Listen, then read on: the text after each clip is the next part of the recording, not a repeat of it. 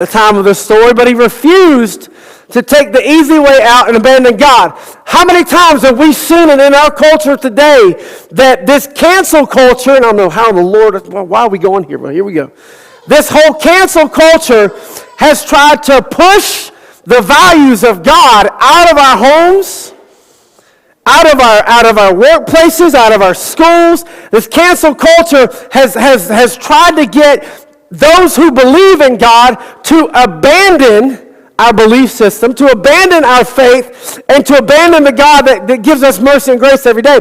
This cancel culture it's become, it is a part of the spirit of the Antichrist, because this cancel culture takes anything that they don't like and don't agree with, and if it doesn't match up with whatever they're wanting, then they want to get rid of it. They want to cancel it out of it. But I want to tell you this, and I want you to hear me today. It doesn't matter how much cancel culture pushes. There's two things. Number one, they will not push God out of this world.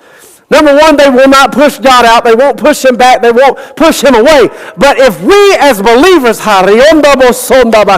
if we will get on our knees like Daniel did, and we'll start pushing back, we will push this Antichrist cancel culture mess out of this world. And that's what we need. We need to push any culture that goes against the very word of God that he's given us, that is alive and breathing and is the truth. We need to get on our knees like Daniel did and pray, and not abandon this when things get hard, and not abandon this when things get tough.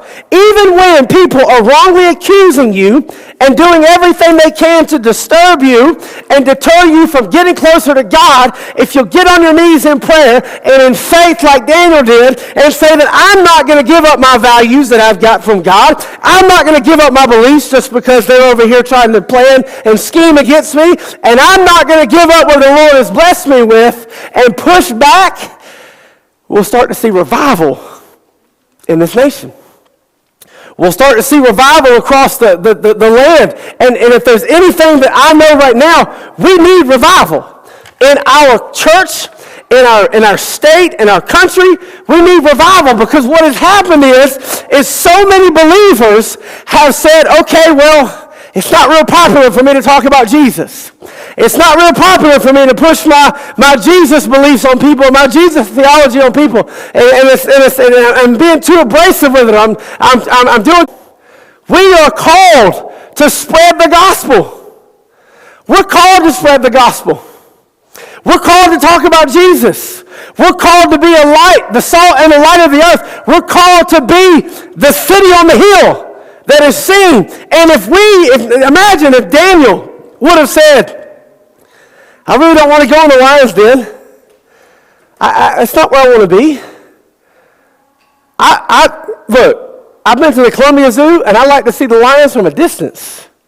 I don't want to get in their habitat. I'm not jumping in there with them. I'm not stupid. I'm too big of a snack. They'd have a field day with me. But imagine if Daniel would have said, cool, the king, I've got favor with him. He likes me. He's put me in a position of leadership. But these other guys, they don't like me because I'm too truth-filled. I'm too honest. I serve a God